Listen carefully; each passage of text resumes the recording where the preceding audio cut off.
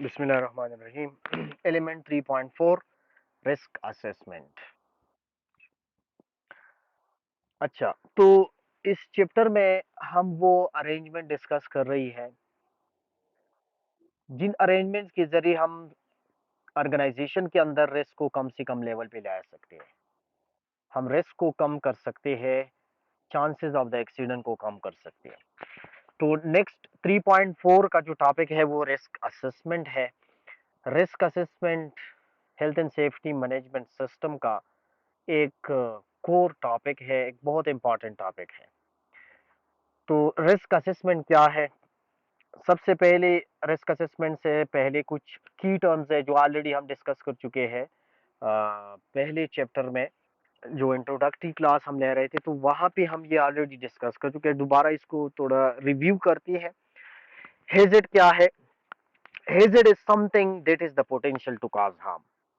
कोई भी चीज, कोई भी कंडीशन जो नुकसान पहुंचाने की सलाहियत रखते हैं वो हैजर्ड कहलाता है। रिस्क क्या है? Risk is the probability that the hazard will cause harm. Probability कितनी है, चांसेस ऑफ कितने हैं कि हैजर्ड आपको नुकसान पहुंचाएगा, उसके चांसेस कितने हैं, ये रिस्क कहलाता है। अच्छा, यहाँ पे आप पिक्चर में देख रहे हैं कि एक शार्क है। वो शार्क पानी के अंदर है और एक बंदा जो है वो किनारे पे खड़ा है। तो अब जो शार्क है वो साइकोलॉजिकल हैजर्ड, बायोलॉजिकल हैजर्ड है। शार्क वो हैजर्ड है क्योंकि वो पोटेंशियल रखते हैं नुकसान पहुंचाने की। तो अब यहाँ पे जो बंदा है वो दूर खड़ा है तो एक्सपोजर की चांसेस कम है, यानी इस बंदे को नुकसान मिलने के चांसेस कम है। तो इट मींस कि रिस्क कम है। दूसरी पिक्चर में आप देखिए, वही बंदा शार्क की बिल्कुल करीब जो है वो स्विमिंग कर रहा है। तो अब चांसेस, नुकसान पहुंचाने की चांसेस अब ज्यादा है क्योंकि वो स्विमिंग कर रहा है और एक्सपोजर के चांसेस ज्यादा है, यानी उसके करीब है और उसको अब पोटेंशियल ज्यादा है, नुकसान पहुंचाने की चांसेस अब ज्यादा है। तो रिस्क जो है वो दूसरे पिक्चर में रिस्क ज्यादा है। चांसेस ऑफ द एक्सीडेंट या chances of the potential chances to cause harm, यानी जो हैजर्ड है वो नुकसान पहुंचाने की जो चांसेस है वो ज्यादा हो गई। तो ये रिस्क और हैजर्ड है। हैजर्ड क्या है? Something that is the potential to cause harm. वो चीज जो नुकसान पहुंचाने की सलाहियत रखती है वो हैजर्ड कहलाता है। केमिकल फिजिकल हैजर्ड भी है। केमिकल फिजिकली वो हैजर्ड जो फिजिकली इंसान को नुकसान पहुंचाने की सलाहियत रखती है, जिस तरह आग है, इलेक्ट्रिसिटी है, वर्क एट हाइट है, तो ये फिजिकल हैजर्ड है। केमिकल हैजर्ड वो हैजर्ड जो कि केमिकल फॉर्म में है और वो इंसान को नुकसान पहुंचा सकते हैं, तो वो केमिकल हैजर्ड। जिस तरह एसिड है, तेजाब, बेसिस है, हाइड्रोजन सल्फाइड है, दूसरे जहरीला गैसेस है, तो वो केमिकल हैजर्ड है। बायोलॉजिकल हैजर्ड जो कि बायोलॉजिकल फॉर्म में है और वो इंसान को हार्म कर सकते हैं, तो वो बायोलॉजिकल हैजर्ड है। इस तरह एर्गोनॉमिक हैजर्ड, एर्गोनॉमिक हैजर्ड वो हैजर्ड है जो इंसान के मसल्स को या मस्कुलोस्केलेटल सिस्टम को नुकसान पहुंचा सकते हैं, तो वो एर्गोनॉमिक हैजर्ड है। यानी मस्कुलोस्केलेटल सिस्टम क्या है? इंसान की जिस्म के अंदर जो बून का जो निजाम है, मसल्स का, बून्स का, टिश्यूज का, तो ये जो सिस्टम बनाते हैं और ये सिस्टम इंसानी जिस्म को सपोर्ट देती है, तो इस सिस्टम को मस्कुलोस्केलेटल सिस्टम कहते हैं। यानी मसल्स और बून्स का और जाइंट्स का जो सिस्टम है वो मस्कुलोस्केलेटल सिस्टम है। तो एर्गोनॉमिक हैजर्ड वो हैजर्ड है जो इंसान की मस्कुलोस्केलेटल सिस्टम मुतासर करते हैं। मस्कुलोस्केलेटल यानी इंसान की या जॉइंट्स या बून्स या मसल्स, वो डिमेज करते हैं, इंजर्ड करते हैं, तो ऐसे हैजर्ड को एर्गोनॉमिक हैजर्ड कहलाते हैं। लेट्स सपोज हम साइट के अंदर काम कर रही हैं और एक काम हम रिपीटेटिवली कर रहे हैं, यानी मुसलसल कोई काम हम कर रहे हैं और वो काम बहुत रिपीटिशन के साथ हम कर रही है, जल्दी जल्दी हम कर रही है, तो उस काम में, उस एक्टिविटी में फिर ये सलाहियत है कि आपका जो मसल सिस्टम है, आपके जॉइंट्स, आपका आपकी बैक, आपकी जो दूसरी मसल्स है, वो इंजर हो सकती है, आपको बैक पेन हो सकता है, जॉइंट पेन हो सकती है, मसल इंजरी हो सकती है। तो ऐसी हैजर्ड को एर्गोनोमिक हैजर्ड कहलाता है। एर्गोनोमिक हैजर्ड मोस्टली तब होती है, एराइज होती है, जब आपकी कंपनी के अंदर या आपकी वर्क प्लेस पे जो सिस्टम बनाया जाता है, वो जो है वो एर्गोनॉमिक फैक्टर्स उसका ख्याल नहीं रखा जाता। यानी वर्कर जहाँ पे काम करती है वहाँ पे सीटिंग सिस्टम, चेयर्स वगैरह, उसका सिस्टम ठीक नहीं है। वहाँ पे टेम्परेचर रीजनेबल नहीं है, स्पेस ठीक नहीं है, तो इससे एर्गोनॉमिक हैजर्ड जो है वो फिर अराइज होती है।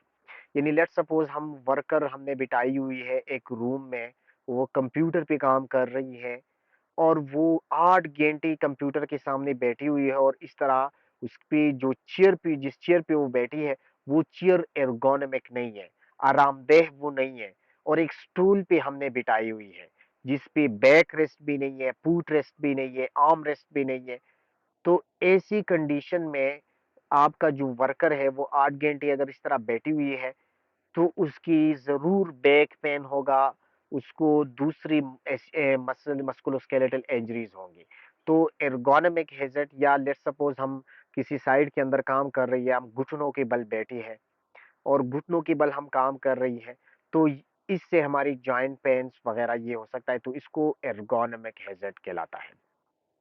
साइकोलॉजिकल हैजर्ड इंसान को नफ्सियाती तौर पर मुतासिर करते हैं, नफ्सियाती तौर पर इंसान को मुतासिर करते हैं।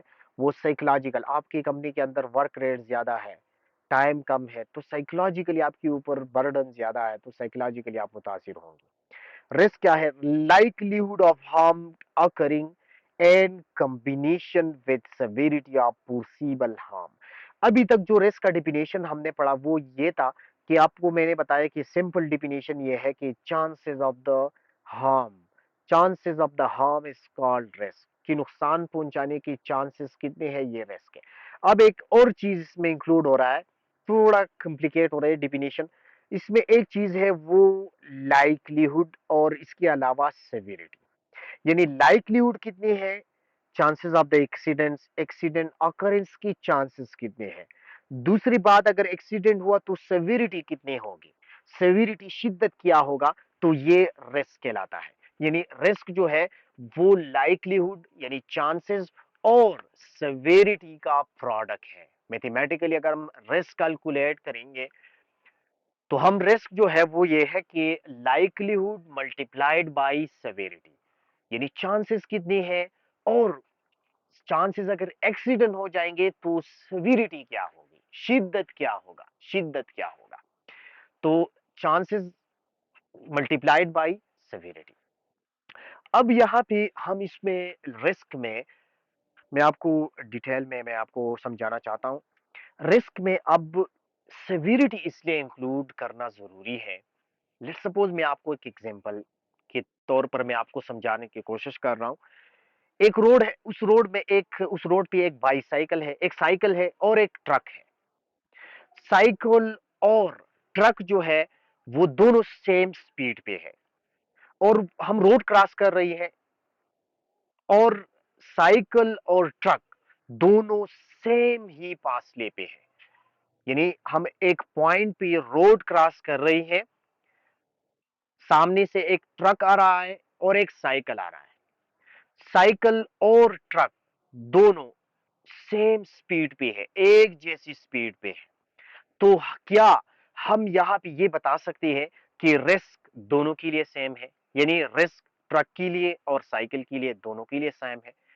तो ये हम नहीं कह सकते, क्योंकि अब यहां पे सेवेरिटी इंक्लूड करना इसीलिए जरूरी है कि चांसेस तो दोनों में सेम है, यानी दोनों सेम स्पीड से आ रही है, दोनों सेम फासले पे है जहां से हम रोड क्रॉस कर रही है, तो चांसेस यानी उसके साथ एक्सीडेंट के चांसेस दोनों में सेम है, क्योंकि दोनों सेम स्पीड और सेम पोजीशन पे है। लेकिन अब चांसेस जब सेम है तो इसका मतलब है कि रिस्क भी सेम होगा। रिस्क तो हम कहते हैं चांसेस ऑफ द एक्सीडेंट, लेकिन यहाँ पे सेविरिटी इंक्लूड करना इसीलिए जरूरी है कि आप ट्रक के लिए और एक साइकिल के लिए रिस्क सेम नहीं ले सकती। तो इसी वजह से सेविरिटी यहाँ पे इंक्लूड करना जरूरी है, क्योंकि अगर आप ट्रक के साथ टक्कर खाएंगे तो आपको ज्यादा नुकसान मिलेगा एज कंपेयर टू साइकिल, क्योंकि साइकिल जो है वो एक उसकी मोमेंटम इतनी नहीं होती, उसके साथ अगर आप टक्कर भी खाएंगे, एक्सीडेंट करेंगे तो इतना ज्यादा नुकसान आपको नहीं मिलेगा एज कंपेयर टू अगर आप ट्रक के साथ एक्सीडेंट करेंगे। अब दोनों सेम स्पीड पे है, दोनों सेम पोजीशन पे है, लेकिन सेविरिटी ट्रक के लिए ज्यादा है। तो जब सेविरिटी ज्यादा है तो रिस्क में हम कैलकुलेट करते हैं कि risk is the product of likelihood या चांसेस मल्टीप्लाइड बाय सेविरिटी। तो अब चांसेस तो दोनों के लिए सेम है, यानी लाइक्लीहुड सेम है, तो सेविरिटी में मसला है, सेविरिटी ट्रक के लिए ज्यादा है। तो जब हम ट्रक की ज्यादा सेविरिटी उसको लाइक्लीहुड से मल्टीप्लाई करेंगे तो ट्रक के लिए रिस्क जो है वो ज्यादा कैलकुलेट होगा। तो यहाँ पे इसीलिए अभी तक मैंने आपको बताया था स्टार्ट में कि रिस्क का स्टार्ट में जो डिफिनेशन है वो एनफ है, काफी है कि आप ये याद रखिए कि चांसेस ऑफ द एक्सीडेंट। लेकिन चैप्टर 3 में फिर डिफिनेशन जो है वो थोड़ा कॉम्प्लिकेट होगा, हम इसमें सेविरिटी इंक्लूड करेंगे। तो सेविरिटी इंक्लूड करना इसीलिए जरूरी है कि हम एक ट्रक के लिए और एक साइकिल के लिए हम रिस्क सेम नहीं ले सकते, तो सेविरिटी वो इंक्लूड करना जरूरी है। तो इसीलिए रिस्क क्या है, रिस्क जो रिस्क का फॉर्मूला है वो likelihood multiplied by severity, the product of likelihood multiplied by severity. Physical hazard यहाँ पे डिस्कस की गई है कि इलेक्ट्रिसिटी है, नॉइज है, वाइब्रेशन है। अब वाइब्रेशन ये भी एक हैजर्ड है, उससे मुख्तलिफ नुकसान हो सकते हैं, जॉइंट डिमेज हो सकते हैं, नर्व सिस्टम डिमेज हो सकता है, बैक पेन हो सकती है। वाइब्रेशन वाइट फिंगर एक बीमारी है, उससे हो सकती है। रेडिएशन, वो आइनाइजिंग रेडिएशन है या नॉन आइनाइजिंग रेडिएशन है, दोनों से नुकसान मिलते हैं इंसान को। तो ये physical hazard. Machinery physical hazard में, मशीनरी में रोटेटिंग पार्ट्स होते हैं, वो इंसान के जिस्म के कोई हिस्सा अगर उसमें आ जाती है तो उससे कट हो सकती है, एब्रेशन हो सकता है, इसके अलावा एम्पुटेशन हो सकती है, इंसान की कोई जिस्म का हिस्सा उसकी वजह से जो है काट सकती है। केमिकल हैजर्ड में मरकरी है, केमिकल जो केमिकल फॉर्म में है, सॉल्वेंट्स, मुख्तलिफ सॉल्वेंट्स जो हम केमिकल इंडस्ट्री में यूज करते हैं, कार्बन मोनोक्साइड, ये सारे जो है केमिकल हैजर्ड है। Biological hazard Covid 19, hepatitis. Ergonomic hazard में मैनुअल हैंडलिंग है, ergonomic hazard manual handling. Manual handling से मुराद ये है कि कोई काम जो है वो हम मैनुअली कर रही है, यानी लेट्स सपोज कंपनी के अंदर हम वजन क्रेन से उठाते हैं, लेकिन अगर क्रेन नहीं है तो मजबूरन हम मैनुअल हैंडलिंग करेंगे, अपनी वर्कर से वो लोड, वो वजन उनसे जो है हैंडल करेंगे, उनसे जो है ले जाएंगे अगले फुल फ्लोर पे या एक जगह से दूसरी जगह पे। तो अगर हमारी वर्कर अपनी बैक पे, अपनी कमर पे वजन उठाएंगे तो उससे उनकी जो मसल्स है वो डैमेज हो सकते हैं, वो नुकसान जो है उनको मिल सकता है। तो ऐसा हैजर्ड जो है एर्गोनॉमिक हैजर्ड। तो मैनुअल हैंडलिंग वो एर्गोनॉमिक हैजर्ड में आती है। एक है मैनुअल हैंडलिंग, एक है मैनुअल हैंडलिंग, एक है मैकेनिकल हैंडलिंग। मैनुअल हैंडलिंग यानी हम जिस्म की ताकत से कोई काम जब करती है, एक्सकीवेशन करते हैं, खुदाई करते हैं, वजन उठाते हैं, तो वो मैनुअल हैंडलिंग कहलाते हैं। मैकेनिकल हैंडलिंग हम मशीन यूज करते हैं, एक्सकीवेटर से खुदाई करते हैं, क्रेन से लिफ्टिंग करते हैं, तो ये मैकेनिकल हैंडलिंग है। तो मैनुअल हैंडलिंग जो है वो एर्गोनॉमिक हैजर्ड में आती है। रिपीटेटिव टास्क, रिपीटेटिव टास्क से मुराद ये है कि एक काम आप कर रही हैं और बहुत ज्यादा रिपीटेटिवली आप एक ही एक्शन बार बार रिपीट करते हैं, एक ही एक्शन आप बार बार रिपीट करते हैं, तो ये एक्शन रिपीटेटिव एक्शन कहलाती है।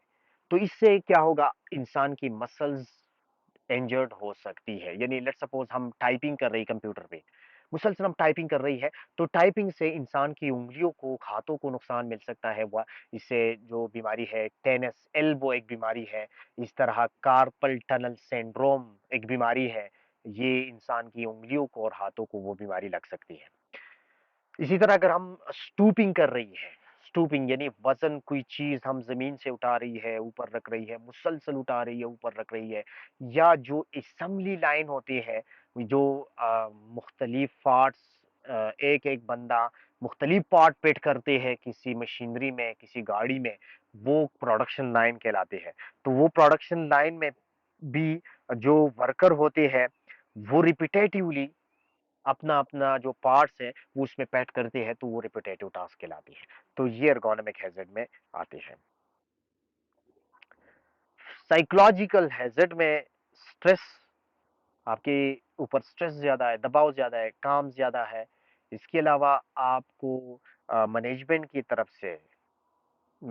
तरफ से आपके ऊपर जो है आपको गाली दी जाती है, आपको तंग किया जाता है, हरेसमेंट है साइट के अंदर।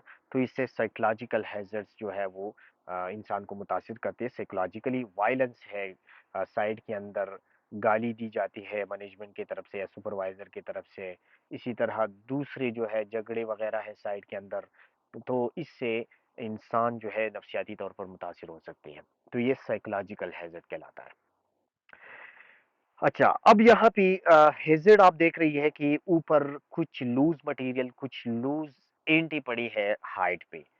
तो अब हाइट पे ये जो लूज मटेरियल है, एंट है, तो ये लूज है चूंकि, और किसी भी वक्त ये गिर सकती है किसी के ऊपर, और इससे वो मुतासिर हो सकती है, तो वे हैजर्ड है। दूसरी पिक्चर में आप देखिए नियर मिस, सेंट्रल वाली। अब एक ईंट गिर रहा है और वर्कर के बिल्कुल करीब ही गिर रहा है, तो ऐसी इंसिडेंट को, ऐसी वाकई को नियर मिस कहलाते हैं। यानी अगर वो पोटेंशियल रखती है लेकिन बाय लक वर्कर जो है उसको नुकसान नहीं मिलता, तो ये नियर मिस इंसिडेंट कहलाता है। और अगर आपके ऊपर वो लगता है, तो ये इंजरी एक्सीडेंट, या फर्स्ट एड केस होगा, या मेडिकल ट्रीटमेंट केस होगा, या मेजर इंजरी होगा, या फेटेलिटी केस होगी। तो इंजरी में या एक्सीडेंट में फिर मुख्तलिफ टाइप्स है। फर्स्ट एड केस में आपको फर्स्ट एड ट्रीटमेंट की जरूरत होती है। मेडिकल ट्रीटमेंट केस में एमटीसी, आप मेडिकल ट्रीटमेंट करेगा हॉस्पिटल में। इस तरह जो डिसेबलिंग इंजरी है, आपका कोई जिस्म का कोई हिस्सा डिसेबल होगा, और फिर फेटेलिटी केस में आपको जो है मौत, इंसान की मौत वाकई होती है, तो वो फेटेलिटी केस। तो ये फिर एक्सीडेंट्स की मजीद टाइप्स है। अच्छा, रिस्क असेसमेंट, अब आती है रिस्क असेसमेंट पे कि रिस्क असेसमेंट क्या है। Risk assessment, the formal process of identifying preventive and protective measures by evaluating the risk arising from hazard, taking into account the adequacy of any existing control, and deciding whether or not the risk is acceptable. Risk assessment क्या है? Risk assessment एक ऐसा formal process है जो backbone health and safety management system का माना जाता है। रिस्क असेसमेंट में सिंपल वर्ड में मैं आपको समझाने की कोशिश कर रहा हूँ। रिस्क असेसमेंट एक ऐसा प्रोसेस है, आप साइट के अंदर जा रही है, आप रिस्क असेसमेंट कर रही है, और रिस्क असेसमेंट में आप देख रही है कि साइट के अंदर, कंपनी के अंदर, वर्क प्लेस के अंदर कौन सी ऐसी चीज है जिसकी वजह से नुकसान मिल सकता है। किसी भी किस्म की हैजर्ड जो हमने अभी डिस्कस की, वो आप रिस्क असेसमेंट में आइडेंटिफाई करेंगे। वो केमिकल हो, बायोलॉजिकल हो, साइकोलॉजिकल हो, एर्गोनॉमिक हो, जो भी हैजर्ड हो वो आप आइडेंटिफाई करेंगे। आप साइट के अंदर जा रही है, आप इवैल्यूएट कर रही है कि कौन सी ऐसी चीज है जो नुकसान पहुंचाने की सलाहियत रखती है। फिर अब उसकी वजह से नुकसान पहुंचाने की चांसेस कितने हैं, इसके कंट्रोल्स क्या है, आया कंट्रोल्स जो है, जो ऑलरेडी कंट्रोल मौजूद है, वो एनफ है या मजीद कंट्रोल की जरूरत है। तो ये प्रोसेस रिस्क असेसमेंट प्रोसेस कहलाता है। रिस्क असेसमेंट जस्ट ये अंदाजा लगाना है कि साइट के अंदर किसी चीज की वजह से खतरे की, सॉरी, एक्सीडेंट की चांसेस कितने हैं, और वो हम किस तरह कंट्रोल करेंगे। This process is called risk assessment. तो हम डेली लाइफ में भी, अपनी जिंदगी में, हम अनइंटेंशनली यानी गैर इरादी तौर पर हम रिस्क असेसमेंट करते हैं। किस तरह? जब हम रोड क्रॉस करते हैं, तो रोड क्रॉस करते हुए हम एक साइड पे भी देखते हैं गाड़ी, और दूसरी साइड पे भी देखते हैं। अगर वन वे सिस्टम है रोड का, तो हम एक साइड पे गाड़ी जरूर देखते हैं। हम जब रोड क्रॉस करते हैं तो एक साइड पे भी देखते हैं, अंदाजा लगाते हैं, और दूसरी साइड पे भी देखते हैं। वो हम क्यों इस तरह करते हैं? वजह ये है कि चूंकि मूविंग व्हीकल, जो चलती हुई गाड़ियां हैं, वो हैजर्ड है। अब हम इसीलिए देख रही है कि गाड़ी जो है, ये जो गाड़ी है, इसकी वजह से नुकसान, गाड़ियों की वजह से नुकसान मिलने के चांसेस कितने हैं? गाड़ियों की वजह से नुकसान मिलने के चांसेस कितने हैं? यानी एक्सीडेंट के चांसेस कितने हैं? तो इसी वजह से हम एक साइड पे भी देखते हैं और दूसरी साइड पे भी देखते हैं। हम एक साइड पे देखना, दूसरे, ये क्यों हम करते हैं? हम रिस्क इवैल्यूएट करते हैं असल में। अगर गाड़ी नजदीक होती है तो हम कभी रोड क्रॉस नहीं करते। क्यों नहीं करते? क्योंकि रिस्क ज्यादा है। हमें अंदाजा होता है कि रिस्क हाई है, इसीलिए हम रोड क्रॉस नहीं करते। लेकिन अगर गाड़ी दूर होती है तो हम रोड क्रॉस करते हैं। तो हम ये जो प्रोसेस हम करते हैं गैर इरादी तौर पर, मैंने आपको बताया, ये असल में रिस्क असेसमेंट हम करते हैं। तो इसी तरह हम साइड के अंदर भी रिस्क असेसमेंट करते हैं। हर किस्म हैजर्ड को हम आइडेंटिफाई करते हैं। रिस्क असेसमेंट सालाना एक मर्तबा रिस्क असेसमेंट करना होगा। हर कंपनी ने रिस्क असेसमेंट करनी होगी। रिस्क असेसमेंट दो किस्म के होते हैं। एक होता है जनरल या जेनेरिक रिस्क असेसमेंट, एक होता है specific risk assessment. Generic risk assessment होते हैं जो जनरल होते हैं, यानी जिसमें हर हैजर्ड्स को आइडेंटिफाई की जाती है। फॉर वर्क एट हाइट हो, फिजिकल हो, साइकोलॉजिकल हो, फायर हो, केमिकल हो, एर्गोनॉमिक हो, बायोलॉजिकल हो, जो भी साइड के अंदर आपको नजर आएंगे वो आप आइडेंटिफाई करेंगे। ये जेनेरिक रिस्क असेसमेंट होता है। एक होता है specific risk assessment. Specific risk assessment आप कब होना है, कब हो हम करेंगे? स्पेसिफिक रिस्क असेसमेंट आप हम तब करेंगे जब साइड के अंदर किसी चीज की वजह से, किसी स्पेसिफिक चीज की वजह से मसला हो, और उसकी वजह से बार बार एक्सीडेंट्स हो रही है, उसकी वजह से बार बार वर्कर मुतासिर हो रही है, तो फिर हमने स्पेसिफिक रिस्क असेसमेंट करना होगा। लेट्स सपोज साइड के अंदर बार बार लोग हाइट से गिर रही है, तो जब रोड लो वर्कर जो है वो बार बार हाइट से गिर रही है, ऊंचाई पे वो काम कर रहे हैं और बार बार लोग गिर रही है, वो मर रही है, मेजर मेजर जख्मी हो रही है, तो फिर हम इस मसले के लिए हम स्पेसिफिक रिस्क असेसमेंट कंडक्ट करेंगे। और वो स्पेसिफिक रिस्क असेसमेंट कहलाता है work at height specific risk assessment. कि क्यों लोग गिर रही है, प्लेटफॉर्म की कंडीशन देखेंगे, वजह क्या है, किस तरह कंट्रोल होंगे, तो फिर वो स्पेसिफिक रिस्क असेसमेंट कहलाता है।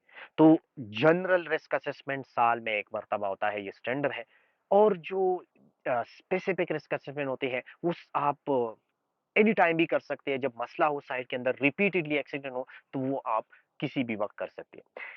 इसके अलावा रिस्क असेसमेंट ये जो है, ये ग्रुप फॉर्म में की जाती है।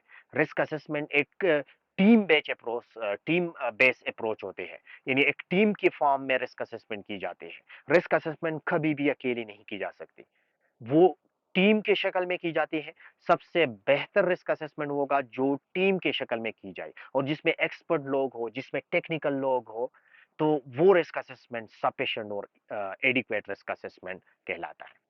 अब रिस्क असेसमेंट और इंस्पेक्शन में क्या फर्क है, ये question interview point of view से, जॉब इंटरव्यू में ये आपसे पूछा जा सकता है कि what is the difference between inspection and risk assessment.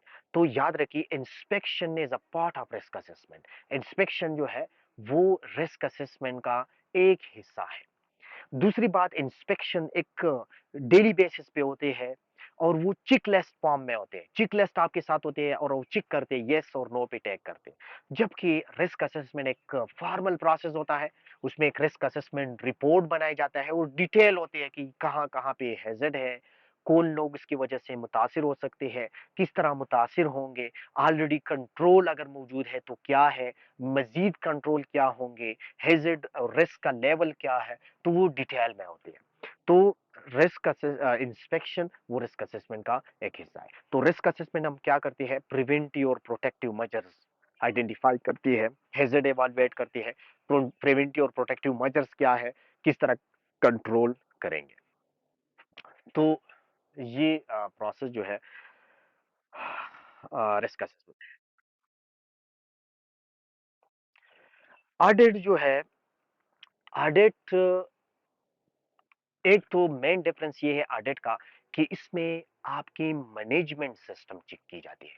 आपकी मैनेजमेंट सिस्टम की कारकर्दगी क्या है, मैनेजमेंट सिस्टम की कारकर्दगी, आपकी हेल्थ एंड सेफ्टी की टीम की जो लोग हैं उन लोगों की कारकर्दगी क्या है, उसके लिए ऑडिट कंडक्ट की जाती है। वो भी साल में एक मरतबा होता है। जबकि रिस्क असेसमेंट आपकी साइट के अंदर खतरात क्या है, किस तरह वो कंट्रोल में है या कंट्रोल में नहीं है, अगर कंट्रोल में नहीं है तो किस तरह उसको कंट्रोल करेंगे, ये रिस्क असेसमेंट। ऑडिट में आपकी टीम की कारकर्दगी चेक की जाती है। आपकी टीम वो असल में आपकी टीम का इवैल्यूएशन है, जो हेल्थ एंड सेफ्टी टीम होता है उसका इवैल्यूएट करती है, उसकी कारकर्दगी मालूम करती है कि उनकी कारकर्दगी क्या है।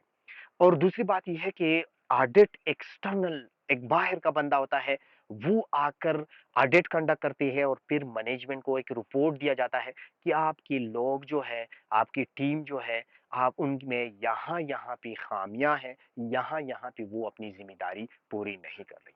तो रिस्क ऑडिट जो है उसमें मैनेजमेंट सिस्टम की कारकर्दगी, उसकी डॉक्यूमेंटेशन वो किस तरह बनाती है, उसकी डॉक्यूमेंटेशन की क्वालिटी क्या है, रिस्क असेसमेंट वो किस तरह करते हैं, वो इंस्पेक्शन रिपोर्ट किस तरह बनाती है, वो इन्वेस्टिगेशन, एक्सीडेंट इन्वेस्टिगेशन किस तरह करती है, एक्सीडेंट इन्वेस्टिगेशन रिपोर्ट किस तरह बनाती है, मीटिंग्स में वो क्या क्या करते हैं, मीटिंग की रिकॉर्ड क्या है, कौन कौन सी ट्रेनिंग्स वो दे रही है। तो ये सारी ऑडिट में चेक की जाती है। जबकि रिस्क असेसमेंट में आपकी साइट के अंदर हैजर्ड्स, खतरात क्या है, खतरात कंट्रोल है या नहीं है, अगर नहीं है तो किस तरह कंट्रोल होंगे। तो ये रिस्क असेसमेंट है। क्लियर है? अच्छा, तो रिस्क असेसमेंट में हम क्या करते हैं, प्रिवेंटिव एंड प्रोटेक्टिव मेजर्स। अब प्रिवेंटिव और प्रोटेक्टिव मेजर्स क्या है, प्रिवेंटिव मेजर्स क्या है और प्रोटेक्टिव मेजर्स क्या है।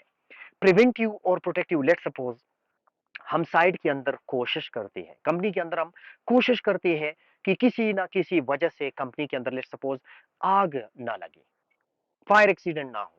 तो हम क्या करते हैं, हम फायर डिटेक्शन सिस्टम लगाते हैं, फायर डिटेक्शन, हीट डिटेक्शन या स्मोक डिटेक्टर्स लगाते हैं। इसके अलावा अगर आग लगने की कहीं भी चांसेस है, फ्लेमेबल मटेरियल है, तो फ्लेमेबल मटेरियल हम आइसोलेट करते हैं, यानी उस जगह पे उसको स्टोर करते हैं जहाँ पे निक फ्लेम या इस तरह की आग की कोई चांसेस ना हो। इसी तरह हम जो है फायर अलार्म्स, हीट डिटेक्टर्स रोजाना हम इंस्पेक्शन करते हैं कि ताकि किसी वजह से जो है इसकी वजह से इग्निशन जो टेम्परेचर है वो ना मिली, ताकि इसकी वजह से आग ना लगी। तो ये प्रिवेंटिव मेजर्स है, यानी हम अपनी आप को पहले ही से एक्टिव रखते हैं कि आग की लगने की खतरा ना हो। ये प्रिवेंटिव मेजर्स है। फिर प्रोटेक्टिव मेजर्स, अब इस तरह अगर आग लग गया तो फिर हम किस तरह अपने आप को प्रोटेक्ट करेंगे, किस तरह अपने आप को प्रोटेक्ट करेंगे, यानी हम इमरजेंसी प्रोसीजर्स बनाते हैं। इमरजेंसी प्रोसीजर में हम वर्कर को बताते हैं कि आग लग गया तो आपने किस तरह भागना है।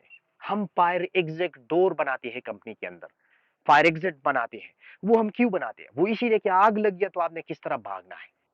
तो ये प्रिवेंटिव मेजर, प्रोटेक्टिव मेजर्स वो होते हैं कि अगर खुदा ना खास्ता एक्सीडेंट हो गया तो फिर बचाने की जराई क्या होंगे। और प्रिवेंटिव मेजर्स यानी आग का एक्सीडेंट साइड के अंदर होना नहीं चाहिए, हम ऐसी मेजर्स अडॉप्ट करते हैं ताकि आग का जो एक्सीडेंट है वो ना हो साइड के अंदर। फिर प्रिवेंटिव, अगर हो गया तो फिर हम अपने आप को महफूज किस तरह करेंगे, वो कहलाते हैं protective measures.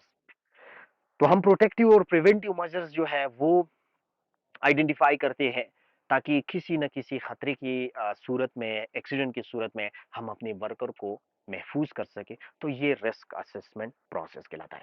Purpose of the risk assessment, risk assessment का पर्पस, मकसद क्या है, to death and personal injury, डेथ और पर्सनल इंजरी, यानी आप रिस्क असेसमेंट इसीलिए करते हैं कि वर्कर की डेथ ना हो, पर्सनल इंजरी ना हो। डेथ और पर्सनल इंजरी एक्सीडेंट की सूरत में होंगी, और रिस्क असेसमेंट हम इसलिए करते हैं कि एक्सीडेंट ना हो। Other types of loss incident, किसी भी किस्म की लॉस इंसिडेंट्स ना हो, breaches of the statute law.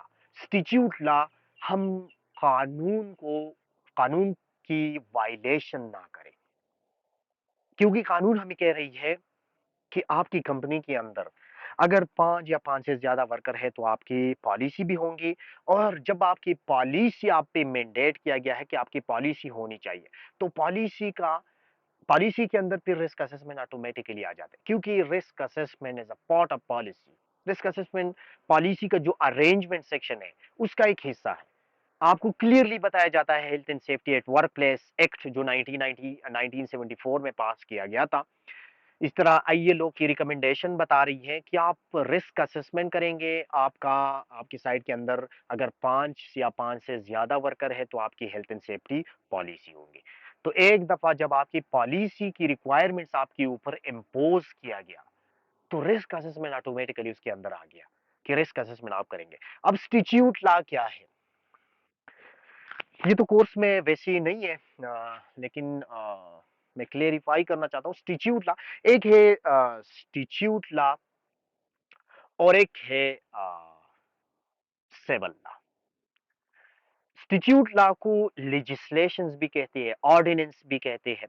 Statute law वो लॉ होते हैं जो ऑलरेडी रिटन फॉर्म में एक लॉ मौजूद हो, तो वो स्टिच्यूट लॉ कहलाते हैं। यानी रिटन फॉर्म में एक कानून है कि अगर ये कानून किसी ने तोड़ा तो इसकी ये सजा होगी, यानी सजा भी ऑलरेडी उस लॉ के अंदर होती है कि ये लॉ अगर आपने तोड़ा तो कानून उसका ये है कि डिसिप्लिनरी प्रोसीजर, उसकी सजा ये होगी। वो कहलाती है स्टिच्यूट लॉ। यानी आप अगर स्टिच्यूट कानून लॉ को आप तोड़ेंगे तो आपके ऊपर अदालती कार्रवाई उसकी जरूरत नहीं होगी, बल्कि ऑटोमेटिकली उस लॉ तोड़ने की जो सजा है वो आप पे लागू होगी। एक होता है क्रिमिनल सिविल लॉ, यानी आप पे कोई जुर्म आयद होती है, कत्ल का, चोरी का, तो उसकी सजा आपको तब मिलेंगे जब आप अदालत में गलती साबित हो। यानी आप अदालत में आपके ऊपर वो जुर्म साबित होगा, तो तब उस जुर्म की जो सजा होती है वो आप पे लागू होंगे। इससे पहले वो सजा आप पे लागू नहीं होता। यानी उसमें लीगल प्रोसीडिंग जरूरी होती है, अदालती कार्रवाई जरूरी होती है, तो वो कहलाता है सिविल लॉ। तो सिविल लॉ में अदालती कार्रवाई की जरूरत होती है, और अदालती कार्रवाई के बाद अगर जुर्म आप पे साबित होंगे तो आपको सजा मिलेगा। लेकिन स्टिच्यूट लॉ वो होता है कि जब आप लॉ तोड़ेंगे तो अदालती कार्रवाई, लीगल प्रोसीडिंग की कोई जरूरत नहीं है, ऑटोमेटिकली आपके ऊपर उस लॉ की तोड़ने की जो सजा है वो आप पे लागू होंगे, तो वो कहलाते हैं स्टिच्यूट लॉ। जिस तरह लेट सपोज हम ट्रैफिक वाले हम फाइन करते हैं, किसी भी ट्रैफिक वायलेशन पे अगर हमारे पास ड्राइविंग लाइसेंस नहीं होता, हमारी गाड़ी में कोई और मसला हो, इंडिकेटर काम नहीं कर रहा, हम गलत पार्किंग कर रहे हैं, तो वो हमें फाइन करते हैं, जुर्माना करते हैं, क्योंकि हम उसकी ऑलरेडी कोई स्टिच्यूट लॉ जो है वो हम तोड़ रही है। उसमें उसके पास मुख्तलिफ लॉज, मुख्तलिफ सेक्शन होते हैं कि ये वायलेशन, ट्रैफिक वायलेशन आपने की तो इसकी ये सजा होगा, फाइन इतना होगा। तो अब अगर हम ट्रैफिक वाले हम चालान करते हैं, हमें चालान करते हैं, तो हम उनको ये नहीं बताते कि यार अदालत जाते हैं और ये केस प्रोसीडिंग करेंगे, केस लड़ेंगे, अगर आपने साबित किया कि ये जुर्म वाकई मैंने किया तो मैं आपको पैसे दूंगा वरना नहीं दूंगा। कोई भी बंदा इस तरह नहीं कहता, क्योंकि आप स्टिच्यूट लॉ को तोड़ लेंगे तो ऑटोमेटिकली आपके ऊपर वो जुर्माना लागू होगा, आपने वो पे करना होगा। तो असल में रिस्क असेसमेंट के लिए ऑलरेडी स्टिच्यूट लॉ मौजूद है, क्योंकि ये कोर्स यूके बेस है, तो वहां पे हसावा एक लॉ है, health and safety at work place act 1974। वो कह रही है कि आपकी अगर 5 से ज्यादा वर्कर है तो आपका रिस्क असेसमेंट, आपकी पॉलिसी, आपकी health and safety management system होना चाहिए। इसके अलावा management of health and safety at work place act, management of health and safety at work place regulation, sorry, management of health and safety at work place regulation एक और law है। उसमें ये कह रही है कि आपकी कंपनी के अंदर health and safety management system होना चाहिए, और health and safety management system अगर आपके ऊपर लागू है तो health and safety management system के अंदर रिस्क असेसमेंट ये सब कुछ आ जाती है। तो स्टिट्यूट लॉ को या ऑर्डिनेंस को तोड़ने से बचने के लिए हम रिस्क असेसमेंट करते हैं। The cost of loss, risk assessment अगर हम करेंगे तो हेजर्स आइडेंटिफाई होंगे, उसको वो खत्म होंगे और लास्ट से हम अपने आप को बचाया जा सकता है। The 5 steps of risk assessment. अब जो रिस्क असेसमेंट हम कंडक्ट करते हैं, रिस्क असेसमेंट के 5 स्टेप्स होते हैं, ये आपने याद रखना है फिंगर टिप्स भी, क्योंकि ये इंटरव्यू में पूछा जाता है। इंटरव्यू में, जॉब इंटरव्यू में भी ये चीज बहुत ज्यादा पूछा जाता है, what are the steps of the risk assessment. तो 4 5 स्टेप है रिस्क असेसमेंट का। पहला स्टेप क्या है? Identify the hazard. सबसे पहले आप हेजर्ड आइडेंटिफाई करेंगे, साइट के अंदर कौन कौन सी हेजर्ड है, अकसाम उनकी क्या है, बायोलॉजिकल है, साइकोलॉजिकल है, फिजिकल है, केमिकल है, कौन सी हेजर्ड है। दूसरा step, identify the people who might be harm. अब जो हैजर्ड है उसकी वजह से रिपोर्ट में आप ये लिखेंगे कि उस हैजर्ड की वजह से कौन लोग मुतासिर होंगे और किस तरह मुतासिर होंगे। कौन लोग मुतासिर होंगे और किस तरह, यानी वर्कर मुतासिर होंगे, इसके साथ साथ विजिटर मुतासिर होंगे, कंट्रैक्टर मुतासिर होंगे, लोकल कम्युनिटी मुतासिर होंगे, इंजीनियर्स मुतासिर होंगे, कौन लोग उसकी वजह से ज्यादा मुतासिर होंगे। तो जिन लोगों के एक्सपोजर ज्यादा है वो ज्यादा मुतासिर होंगे। अब लेट्स सपोज हम ऑयल एंड गैस प्लांट के रिस्क असेसमेंट कर रही हैं। ऑयल एंड गैस प्लांट पे हम एक जगह पे भी जा रही है, वहां पे जो पाइप है, गैस का जो पाइप लाइन है, वो पाइप लाइन जो है वो कमजोर है, वो रस्टेड है, जंगालूद है, और हम ये अंदाजा लगाते हैं कि किसी भी वक्त ये पाइप लाइन जो है ये फट सकता है।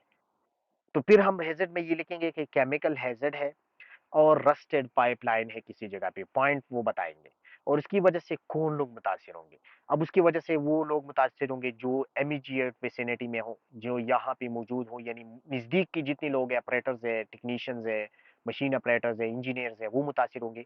इसके साथ साथ अगर विजिटर साइट के अंदर है तो वो भी मुतासिर होंगे, कंट्रैक्टर्स है तो वो भी मुतासिर होंगे, और साथ साथ में गैस चूंकि एटमॉस्फेयर में एयर बॉर्न होते हैं, एटमॉस्फेयर में चली जाती है, तो लोकल की जो कम्युनिटी के लोग हैं, इर्द गिर्द जो लोग रह रही है, वो भी मुतासिर होंगे। तो ये हम आइडेंटिफाई करेंगे, बताएंगे सेकंड स्टेप में। तीसरा step, evaluate the risk and decide on precaution. Evaluate the risk, तीसरी स्टेप में हम रिस्क इवाल्युएट करेंगे मैथमेटिकली। सेमी क्वांटिटेटिव एक मेथड है, semi quantitative risk analysis method, वो हम पढ़ेंगे। उसके जरिए हम रिस्क की वैल्यू कैलकुलेट करते हैं कि रिस्क कितना है, यानी हेजर्ड तो हमने मालूम किया, अब इसकी रिस्क कितना है। चौथा स्टेप जो है, रिकॉर्ड द सिग्निफिकेंट फाइंडिंग्स। यानी जो स्टेप्स हम, यानी 4 स्टेप्स हमने की, ये चारों स्टेप्स हम एक रिपोर्ट के शक्ल में बनाएंगे, रिकॉर्ड करेंगे। रिस्क असेसमेंट हमेशा रिकॉर्ड की जाती है, रिपोर्ट बनाया जाता है, उसके प्रॉपर प्रोसीजर होते हैं, जो कि आपकी IG2 रिपोर्ट भी है, निबोश की रिक्वायरमेंट भी है, वो सबमिट करना होता है। तो फिर पढ़ेंगे कि रिपोर्ट किस तरह बनाई जाती है। और पांचवा step, review and update. Risk assessment को हम रिव्यू करेंगे, साल में एक मरतबा रिस्क असेसमेंट रिव्यू करना ये जरूरी है। बाज कंपनी जो है वो 6 मंथ के बाद रिव्यू करते हैं, लेकिन स्टैंडर्ड प्रोसीजर जो है वो 1 साल के बाद अ, वो रिव्यू करना वो जरूरी होता है। अच्छा जी, तो अब एक एक स्टेप डिटेल में पढ़ेंगे। पहला स्टेप है आइडेंटिफाई द हेजर्ड। अब सबसे पहला जो स्टेप है और सबसे मुश्किल स्टेप है वो ये है कि आप हेजर्ड को आइडेंटिफाई करेंगे साइट के अंदर, मुख्तलिफ हेजर्ड। तो सेफ्टी हेजर्ड को भी, हेल्थ हेजर्ड को भी, दोनों हम आइडेंटिफाई करेंगे। सेफ्टी हेजर्ड में वर्क एट हाइट है, फॉलिंग ऑब्जेक्ट्स है, ऊपर से गिरने वाली चीजें है, मूविंग व्हीकल्स भी हेजर्ड है वो रिस्क असेसमेंट की आइडेंटिफिकेशन है। सबसे मुश्किल काम जो है वो रिस्क असेसमेंट आइडेंटिफाई करना है, sorry risk identify, hazard identify करना है कि कौन कौन सी साइट के अंदर कौन कौन सी हेजर्ड है। सबसे पहले आइडेंटिफिकेशन प्रोसेस है और इसको कहते हैं हैजीड, HAZID, हैजीड। हैजीड अक्सर इंटरव्यू में पूछा जाता है, what is hazard and what is hazard. और एक और टर्म है हिजकॉम और हिजोब। 4 चीजें ये इंटरव्यू में आप याद रखें, जॉब इंटरव्यू में आपसे पूछा जा सकता है। एक है हेजेड, HAZART, हेजेड जो ऑलरेडी हमने डिस्कस किया कि anything which is the potential to cause harm. एक है HAZID, हेजिड। हेजिड है हेजिड आइडेंटिफिकेशन, कि आप हेजिड को आइडेंटिफाई किस तरह करेंगे, टेक्निक्स क्या होंगे, वो कहलाता है हेजिड। तो हेजिड आइडेंटिफिकेशन टेक्निक इज कॉल्ड हेजिड। एक टर्म इंटरव्यू में पूछा जाता है हिजकॉम, हिजकॉम, HAZCOM, हिजकॉम। हिजकॉम है हेजिड कम्युनिकेशन, हैज़र्ड कम्युनिकेशन, यानी आप कंपनी के अंदर जितनी भी हैज़र्ड है वो आप वर्कर को कम्युनिकेट करते हैं through signages, through verbal communication, through graphic communication, through posters. तो वो कहलाता है वो process HAZCOM process, hazard communication process. एक प्रोसेस है हिजोप, HAZOP, हिजोप, HAZOP, हिजोप या हिजोप स्टडी। हिजोप स्टडी ये है हेजिड इन ऑपरेटिबिलिटी स्टडी, हेजिड इन ऑपरेशंस या हेजिड इन ऑपरेटिबिलिटी, यानी आप एक मशीनरी चला रही है, एक गाड़ी चला रही है, उसमें आप स्टडी करते हैं, हिजोप स्टडी करते हैं। इंजीनियरिंग में हम करती है ये हिजोप स्टडी कि ये मशीनरी ऑपरेट हो रही है तो ड्यूरिंग ऑपरेशन इस मशीनरी में कौन कौन सी खराबी आ सकती है, कौन कौन सी एक्सीडेंट हो सकती है। तो इसको कहते हैं हेजिड इन ऑपरेटिबिलिटी या हिजोप स्टडी या हेजिड इन ऑपरेशन। तो वो हिजोप, तो हेजिड, हिजीड, हिजकॉम, हिजोप, ये चार चीजें इंटरव्यू में अक्सर जो है पूछा जाता है। तो पहला स्टेप जो है capable of causing physical injury, safety hazard भी आइडेंटिफाई करेंगे और हेल्थ हैजर्ड भी। तो सेफ्टी हैजर्ड में वर्क एट हाइट है, फॉलिंग ऑब्जेक्ट, ऊपर से कोई चीज गिर रही है, कंस्ट्रक्शन मटेरियल है, कोई और मटेरियल है वो गिर रही है, इंसानों के ऊपर लग सकते हैं, मूविंग व्हीकल गाड़ियां है, मशीनरी है, इलेक्ट्रिसिटी है, केमिकल है, लो ऑक्सीजन कंसंट्रेशन।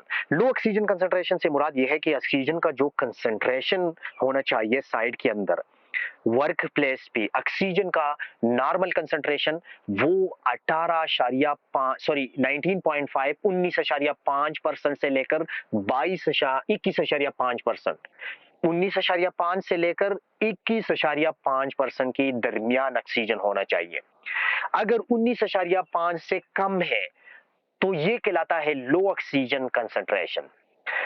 तो लो ऑक्सीजन कंसंट्रेशन में क्या होता है, सफोकेशन प्रॉब्लम होती है, सांस का मसला होता है, वर्कर सांस नहीं ले सकते। और ये मसला तब आती है जब अंडरग्राउंड वर्कर काम करते हैं, टनल में या अंडरग्राउंड सेप्टिक टैंक्स में या किसी मशीनरी के अंदर वो काम, बड़ी बड़ी मशीनरी होती है केमिकल प्लांट में, उसमें अंदर वर्कर जाते हैं, अंदर काम करते हैं, तो उसमें ऑक्सीजन कंसंट्रेशन कम हो सकती है। तो वो लो ऑक्सीजन कंसंट्रेशन भी एक हैजर्ड है। एक है हाई ऑक्सीजन, ऑक्सीजन जो 21.5 से ज्यादा है वो कहलाता है oxygen enrichment. Oxygen enrichment, oxygen enrichment से मुराद ये है कि एयर में ऑक्सीजन एनरिच है, एयर में ऑक्सीजन की क्वांटिटी बहुत ज्यादा है। तो इसमें क्या होता है, एक्सप्लोसिव एटमॉस्फेयर क्रिएट होते हैं, यानी हर चीज जो है आग पकड़ता है। मामूली स्पार्क आपकी जिस्म के हिस्से, आपके कपड़े, आपके बाल, ये वगैरह आग आसानी के साथ पकड़ सकते हैं। तो वो ऑक्सीजन एनरिचमेंट एनवायरमेंट कहलाता है। अक्सर इंटरव्यू में ये भी पूछा जाता है, मेरे खुद एक दिसंबर में मैं एक प्रोजेक्ट में काम कर रहा था, क्लाइंट ने मुझसे पूछा कि ऑक्सीजन की कंसंट्रेशन कितनी होनी चाहिए, वर्क प्लेस पे ऑक्सीजन की कंसंट्रेशन कितनी चाहिए, कंफाइंड स्पेस के अंदर टेम्परेचर कितना होना चाहिए। तो ये क्वेश्चन जो है ये पूछा जाता है। तो ऑक्सीजन अगर 19.5 से कम है तो वो लो ऑक्सीजन कंसंट्रेशन है। तो वो भी एक हैजर्ड है क्योंकि नुकसान पहुंचा सकते हैं। एक कंडीशन ऐसी है हैजर्ड में, हमने एक पढ़ा कि हैजर्ड इज एनीथिंग और कंडीशन। अब कंडीशन अगर है कि 19.5 से कम है तो ऐसी कंडीशन है कि वहां पे आप सांस नहीं ले सकती, आपको एनफ ऑक्सीजन नहीं मिलेगा। इस तरह डीप वाटर, पानी है गहरा, वो भी हैजर्ड है। फायर एक्सप्लोजन भी है, हैजर्ड है। फायर और एक्सप्लोजन में क्या फर्क है, फायर एंड एक्सप्लोजन। फायर जो है वो नॉर्मल कंबस्टन प्रोसेस है, दोनों केमिकल रिएक्शंस है, फ्यूल के साथ ऑक्सीजन जो है वो मिक्स होते हैं, ऑक्सीजन मिलते हैं in the presence of air, तो वो कंबस्टन प्रोसेस कहलाता है। लेकिन जो नॉर्मल कंबस्टन होता है वो फायर होते हैं। लेकिन जब वायलेंट कंबस्टन होते हैं, वायलेंट कंबस्टन का मतलब है कि ऑक्सीजन भी ज्यादा होती है, इस तरह फ्लेमेबल मटेरियल्स भी होते हैं और एकदम इग्निशन सोर्स उनको मिलते हैं, तो वो फिर एक्सप्लोजन की शक्ल इख्तियार करते हैं। जिस तरह लेट्स सपोज बल्क क्वांटिटी में डीजल पड़ी हुई है, एकदम उसको इग्निशन सोर्स मिलते हैं तो वो कंबस्ट नहीं होते, फिर वो ब्लास्ट करते हैं, एक्सप्लोज करते हैं, एक्सप्लोजन होते हैं। एनिमल्स जो है और वायलेंस, साइड के अंदर वायलेंस यानी झगड़े है साइड के अंदर, इस तरह गाली गलौज, ये सारी चीजें वायलेंस कहलाते हैं, ये भी हैजर्ड है। तो ये सारी चीजें आप रिस्क असेसमेंट में आइडेंटिफाई करेंगे। हेल्थ हैजर्ड में कौन कौन सी चीजें, फिजिकल भी है, केमिकल, बायोलॉजिकल, एर्गोनॉमिक, साइकोलॉजिकल, यानी ये चीजें जो फिजिकल फॉर्म में है, केमिकल फॉर्म में, साइकोलॉजिकल फॉर्म में और इंसान को इसकी वजह से बीमारी लग सकती है, तो वो हेल्थ हैजर्ड कहलाते हैं। जिस तरह फिजिकल, लेट्स सपोज फिजिकली आपकी कंपनी के अंदर कुछ ऐसी केमिकल्स है जो इंसान के जिस्म के अंदर, अगर इंसान की जिस्म के ऊपर लगेगा तो उससे फिजिकली इंसान को एलर्जी हो सकती है, स्किन बीमारी हो सकती है। जिस तरह डीजल, पेट्रोल वगैरह ये अगर इंसान की जिस्म के ऊपर लगता है, सीमेंट डस्ट लगती है, तो इससे डर्मेटाइटिस बीमारी होती है इंसान की, जो स्किन बीमारी है। तो ये फिजिकल बीमारी है।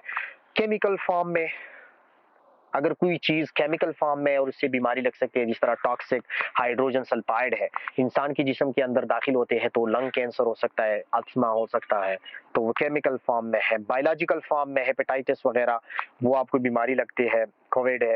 एर्गोनमिक एर्गोनमिक आपको मसल्स की बीमारी लगती है। साइकोलॉजिकल वर्कलोड ज्यादा है इंसान को, hypertension, high BP, heart attack, ये सारी चीजें जो है उनको ये मसाइल हो सकती है साइकोलॉजिकल हेल्थ हैजर्ड की वजह से। अच्छा जी, हेजर्ड आइडेंटिफिकेशन मेथड्स। अब हेजर्ड को हम कौन कौन से मेथड्स के जरिए हम हेजर्ड को आइडेंटिफाई कर सकते हैं? सबसे पहला मेथड जो है वो टास्क एनालिसिस है।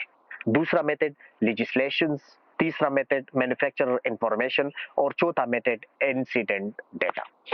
अब ये चारों मेथड्स है हमारे पास, और ये इन चारों मेथड्स के जरिए हम किसी कंपनी के अंदर अगर रिस्क असेसमेंट करना चाहते हैं तो ये चार टेक्निक्स हम यूज कर सकते हैं, ये चार तरीके हम यूज कर सकते हैं, और इसकी बेस पे हम किसी कंपनी के अंदर आसानी के साथ हैजर्ड आइडेंटिफाई कर सकते हैं।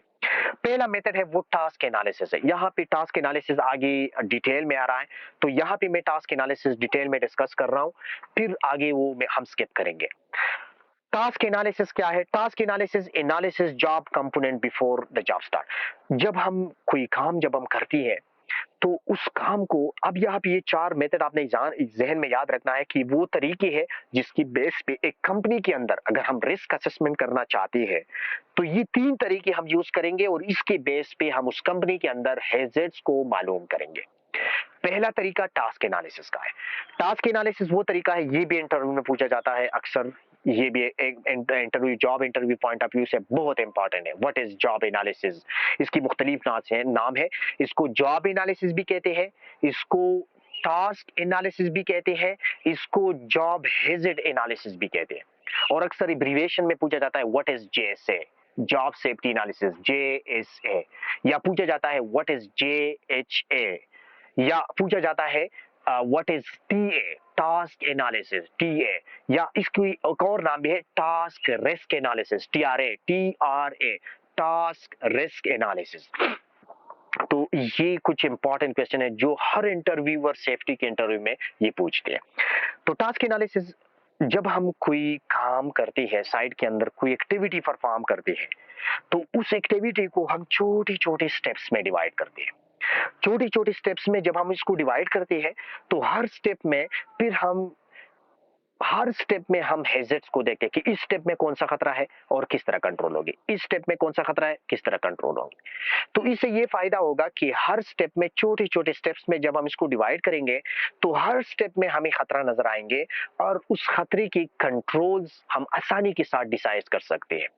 तो इसी वजह से टास्क एनालिसिस एक बेस्ट मेथड है। जो भी काम आप करेंगे, साइट के अंदर आप जाएंगे, और मे बी कि कुछ बंदे साइट पे ऑलरेडी हो, तो जॉब एनालिसिस ये बहुत इंपॉर्टेंट सेफ्टी प्रोसीजर है। जॉब एनालिसिस के बगैर आप कोई भी काम नहीं कर सकते। टास्क एनालिसिस, फिर टास्क एनालिसिस के बाद safe system of work develop होता है। तो ये डॉक्यूमेंटेशन जो है, जितनी आप इन डॉक्यूमेंटेशन को समझेंगे इतनी आप सेफ्टी में आगे जाएंगे।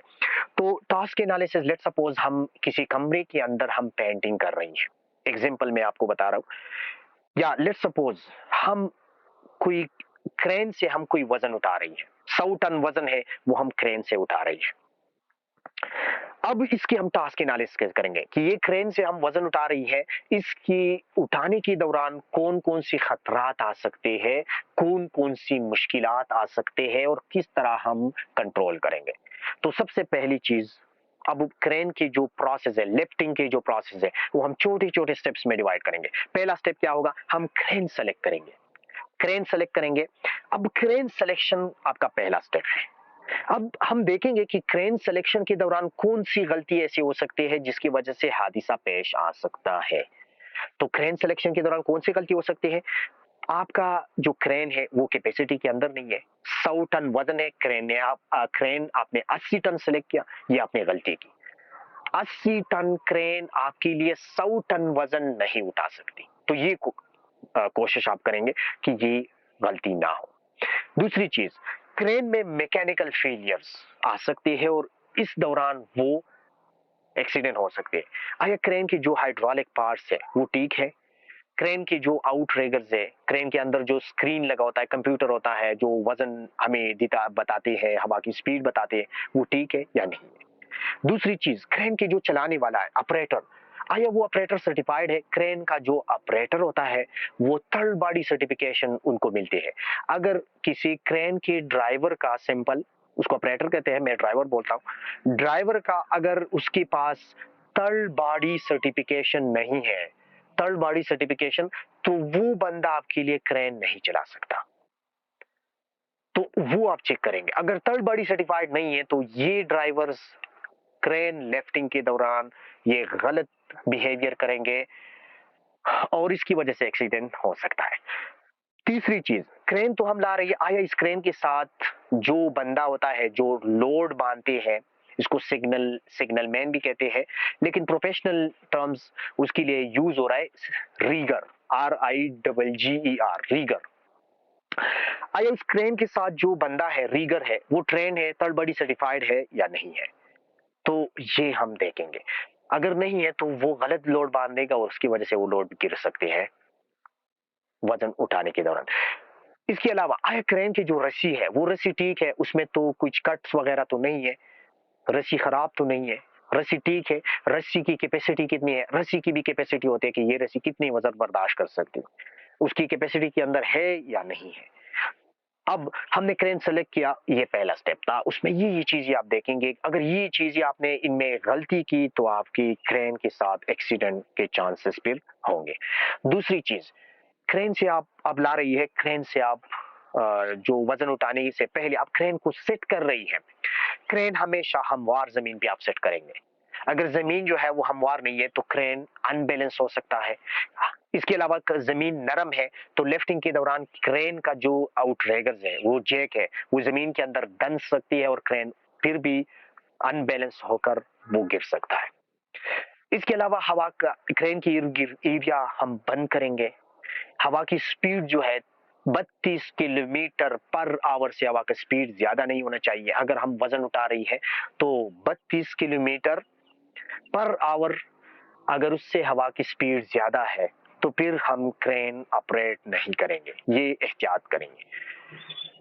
अच्छा, इसके अलावा क्रेन जहां पे हम क्रेन लेफ्ट कर रही है वहां पे ऊपर बिजली के तार वगैरह तो नहीं है, जो high power electrical transmission lines है तो वो कम से कम 10 मीटर के फासले पे होने चाहिए, कम से कम 10 मीटर के फासले पे। क्रेन से जहां पे हम लोड उठा रही है वहां पे हम देखेंगे कि वहां पे बिल्डिंग्स तो नहीं है, उसके साथ क्रेन का जो बूम है वो टकरा सकती है। तो ये सारी चीजें आप स्टेप वाइज, एक एक स्टेप, आप एक काम को एक एक स्टेप में तकसीम करेंगे और हर स्टेप में आपको नजर आएगा कि ये स्टेप अगर इसमें गलती हुई तो ये खतरा हो सकता है। इस प्रोसेस को कहते हैं task analysis, job analysis, task risk analysis, job hazard analysis, ये मुख्तलिफ नाम है। फिर इसके बाद हम एक डॉक्यूमेंट तैयार करते हैं, उसको कहते हैं JSA रिपोर्ट, और JSA रिपोर्ट जो है उसके बाद हम काम स्टार्ट करते हैं। तो टास्क एनालिसिस वो टेक्निक है जिसमें हम किसी टास्क को, किसी एक्टिविटी को जो हम साइट के अंदर करते हैं उसको छोटे छोटे स्टेप्स में डिवाइड करते हैं। फिर हर स्टेप में हमें खराबी, हर स्टेप में हमें हैजर्ड नजर आते हैं कि इस स्टेप में ये हैजर्ड मौजूद है। तो ये टास्क एनालिसिस है। दूसरा मेथड लेजिस्लेशन। लेजिस्लेशन, अगर हम किसी कंपनी के अंदर जा रही है तो हमने रिस्क असेसमेंट के लिए जा रही है तो हमने रेलेवेंट लेजिस्लेशन पढ़ना होगा, स्टैंडर्ड्स पढ़नी होगी। अगर कंस्ट्रक्शन कंपनी है तो कंस्ट्रक्शन के स्टैंडर्ड्स क्या है ये हमने पढ़ना होगा। इसके बाद हम काबिल होंगे कि अंदर जाकर हमारे पास अगर बैकग्राउंड में नॉलेज है स्टैंडर्ड, लॉज, लेजिस्लेशन, तो हम इस काबिल होंगे कि अंदर जाकर हम आसानी के साथ हैजर्ड आइडेंटिफाई कर सकते हैं। अब रिसेंटली अभी मैंने आपको जो बताया कि ऑक्सीजन की कंसंट्रेशन 19.5 से कम नहीं होना चाहिए। अब लेट्स सपोज मैं साइड के अंदर जा रहा हूं वहां पे कुछ वर्कर काम कर रही है, मेरे पास गैस टेस्टर है, मैं गैस टेस्ट कर रहा हूँ। वहां पे गैस जब मैं टेस्ट कर रहा हूँ तो ऑक्सीजन कंसंट्रेशन टेस्टर दिखा रही है कि यहाँ पे 17% ऑक्सीजन है।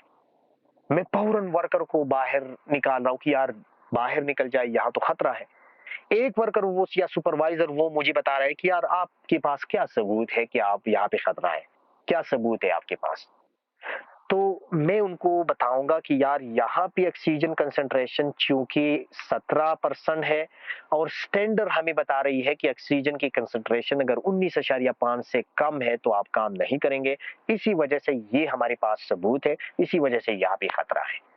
या लेट्स सपोज वर्कर मैं साइड के अंदर जा रहा हूँ, वर्कर 10 मीटर फासले पे, 10 मीटर हाइट पे, ऊंचाई पे वो काम कर रही है, उनके पास बेल्ट नहीं है, उनके पास जो प्लेटफॉर्म है वो ठीक नहीं है।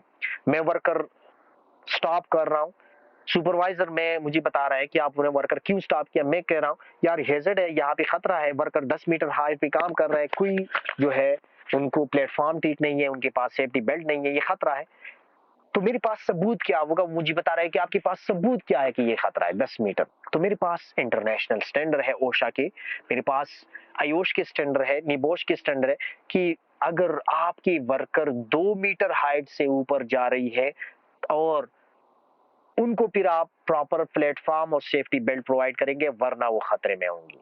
तो मेरे पास ये लेजिस्लेशन है, स्टैंडर्ड है, ये मेरे पास नॉलेज है और ये मेरे पास सबूत है, इसकी बेस पे मैं कह रहा हूं कि यहाँ पे खतरा है, हेजर्ड है। तो स्टैंडर्ड और लेजिस्लेशंस को पढ़ते हुए हम साइट के अंदर जब जाएंगे तो इसकी बेस पे हम आसानी के साथ हैजर्ड्स को आइडेंटिफाई कर सकते हैं। मैन्युफैक्चर रिकमेंडेशंस, मैन्युफैक्चर रिकमेंडेशन से मुराद है operate and handbook, chemical safety data sheet. जितनी भी इलेक्ट्रॉनिक इक्विपमेंट हम यूज करते हैं घरों में, फार्म रेफ्रिजरेटर यूज करते हैं, माइक्रोवेव ओवन यूज करते हैं, जो भी चीज, टेलीविजन है, आप देखते हैं कि उसके पास एक छोटा सा बुकलेट होता है कंपनी की तरफ से। उस डब्बे के अंदर एक छोटा सा बुकलेट, इवन की मोबाइल फोन में भी एक मैनुअल जो गाइड है वो आती है। तो ये इस तरह की मशीनरी के साथ इस तरह की एक बुक आता है और उसमें मैन्युफैक्चरर की रिकमेंडेशंस होते हैं कि ये मशीनरी जब आप चलाएंगे तो इस मशीनरी को ऑपरेट करते हुए ये खतरात है और अगर ये खतरात आ गई तो आपने क्या करना है, इसमें ये खतरात है। तो हम लेट सपोज किसी कंपनी के अंदर हम रिस्क असेसमेंट कर रही है, वहां पे मुख्तलिफ मशीनरियां हैं, उस मशीनरी जिस कंपनी की तरफ से वो मशीनरी आई हुई है उसके हम पैम्पलेट्स देखते हैं, वो बुकलेट्स हम देखते हैं, फिर हमें अंदाजा होगा कि अंदर ये मशीनरी लगी हुई है, उसकी कौन कौन सी खतरात है जो मैन्युफैक्चरर ने बताई है कि अगर ये मशीनरी के ये अलामात है तो इसका मतलब ये होगा कि ये मशीनरी में ये खराबी है। तो आसानी के साथ फिर हम उस मशीनरी में खराबी और हैजर्ड्स को मालूम कर सकती है। लेट्स सपोज कोई मशीनरी है, उस मशीनरी की आवाज जो है एकदम उसकी आवाज चेंज होती है ड्यूरिंग ऑपरेशन। अब हम उसकी मैनुअल उठाते हैं जो मैन्युफैक्चर बनाने वाले की तरफ से आता है कि वो मैनुअल जब हम पढ़ते हैं तो उस मैनुअल में लिखा होता है कि मशीनरी की आवाज अगर इस तरह हो जाती है तो इसमें ये खराबी होगी। तो हमें आसानी के साथ उससे इंफॉर्मेशन मिल सकती है कि इस मशीनरी में ये खराबी है। तो ये मैन्युफैक्चरर की तरफ से आती है, बनाने वाले की तरफ से। केमिकल सेफ्टी डेटा शीट, इसको कहते हैं एमएसडीएस या सीएसडी, सीएसडी या एमएसडी। ये भी इंटरव्यू में पूछा जाता है अक्सर, फ्रिक्वेंटली ये क्वेश्चंस मैंने आपको जो बताई ये पूछा जाता है इंटरव्यू में, पूछा जाता है व्हाट इज एमएसडीएस, एमएसडीएस क्या है? MSDS material safety data sheet या केमिकल सेफ्टी डेटा शीट, जितनी भी केमिकल्स हम यूज करते हैं कंपनी के अंदर, जितनी भी केमिकल्स हम बाहर से मंगवाते हैं यूज करते हैं, उस केमिकल्स के अंदर जो बनाने वाली होती है उनकी तरफ से एक छोटा सा बुकलेट होता है, जिस तरह मेडिसिन के पैक में होते हैं, मेडिसिन के डब्बों में होते हैं अंदर, उसमें उस केमिकल के हवाले से सब इंफॉर्मेशन दी जाती है कि इस केमिकल्स की फ्लेमेबिलिटी क्या है, इसकी इग्निशन टेम्परेचर क्या है, इस केमिकल अगर ये केमिकल आपकी जिस्म के ऊपर लगेगा तो इसके क्या नुकसानात होंगे, ये केमिकल्स अगर आपकी आंख के अंदर या आपकी जिस्म के अंदर जाएंगे तो आप क्या करेंगे, इस केमिकल्स को आप किस जगह पे स्टोर करेंगे, इस केमिकल की एक्सपायरी क्या है, इस केमिकल्स की रिएक्टिविटी क्या है, यानी आप इस केमिकल्स को पानी के अंदर फेंकेंगे तो क्या नुकसान होगा, इस केमिकल को अगर आप पानी में फेंकेंगे तो एक्वेटिक लाइफ पे, मछलियों पे क्या नुकसान होगा, इसका एनवायरमेंट पे क्या नुकसान होगा। तो मटेरियल सेफ्टी डेटा शीट में केमिकल्स के हवाले से, वो केमिकल जो किसी कंपनी बनाती है उस बनाने वाले की तरफ से सब इंफॉर्मेशन दी जाती है। उस शीट को केमिकल सेफ्टी डेटा शीट कहते हैं।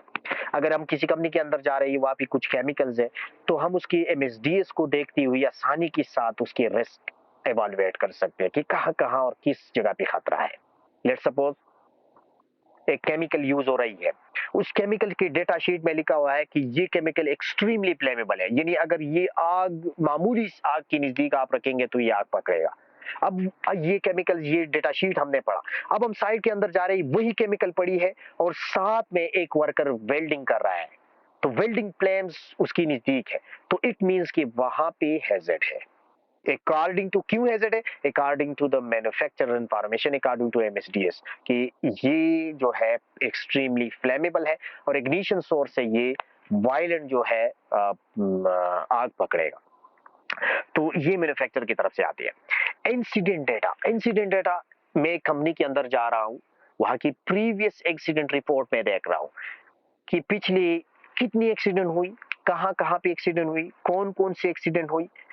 तो जब मैं पिछले रिकॉर्ड को देख रहा हूं तो मुझे अंदाजा होगा कि इस कंपनी के अंदर ज्यादा खतरात कहां पे है, ज्यादा हादिसात किस वजह से हुई है और कहां कहां पे ज्यादा हादिसात हो चुकी है। तो मैं जब अंदर जाऊंगा तो हैजर्ड मालूम करने में आसानी होगी, क्योंकि मेरे जहन में एक पिक्चर होगा कि अकॉर्डिंग टू द डॉक्यूमेंट्स यहाँ यहाँ भी ज्यादा एक्सीडेंट हो चुके हैं, या इस वजह से, लेट्स सपोज मैं डॉक्यूमेंट्स देख रहा हूँ पिछले, और उसमें ये लिखा हुआ है कि ज्यादा हादिसा जो है वो बिजली की वजह से हुई है। तो मैं जब जाऊंगा तो बिजली मेरे फोकस में होंगे कि बिजली की तारी ठीक है, इंसुलेशन ठीक है, ऑपरेटर्स ठीक है, टेक्नीशियन वगैरह इलेक्ट्रीशियन सब कुछ ठीक है, पैनल, जो पैनल बोर्ड है या डिस्ट्रीब्यूशन बोर्ड्स है वो सारी ठीक है। तो वो मेरे जहन में होगा और फिर आसानी के साथ जो है मुझे हैजर्ड्स जो है वो नजर आएंगे।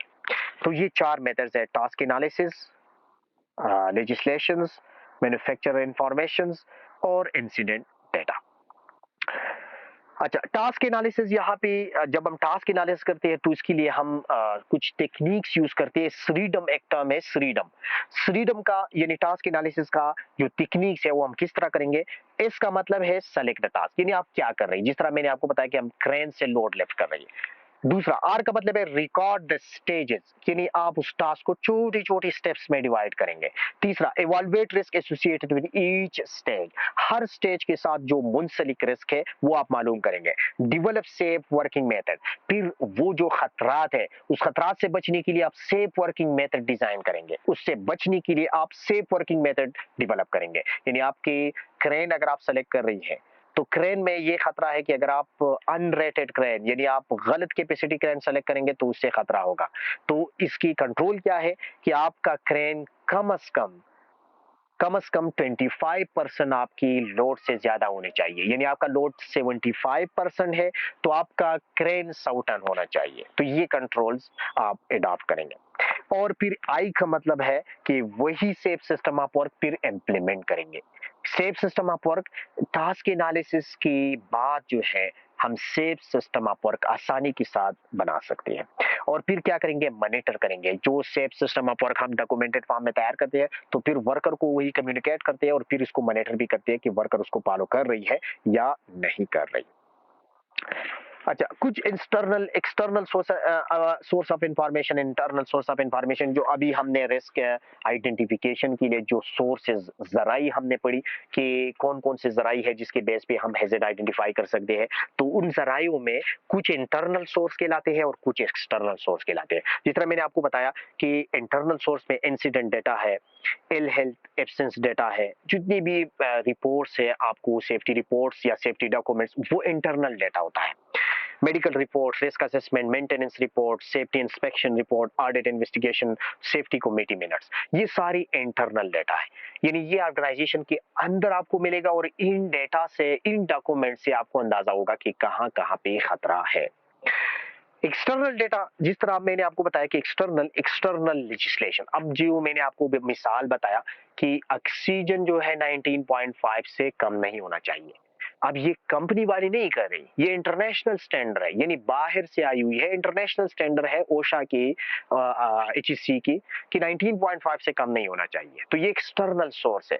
मैन्युफैक्चरर इंफॉर्मेशन जो एमएसडीएस मैंने आपको बताया, या मैन्युफैक्चरर की तरफ से जो बुकलेट आते प्लान मशीनरीज में, तो वो कंपनी के अंदर नहीं बनती, वो बाहर से आती है, और वो हम यूज करती हुई हैजर्ड आइडेंटिफाई कर सके, तो वो इंटरनल एक्सटर्नल डेटा होता है।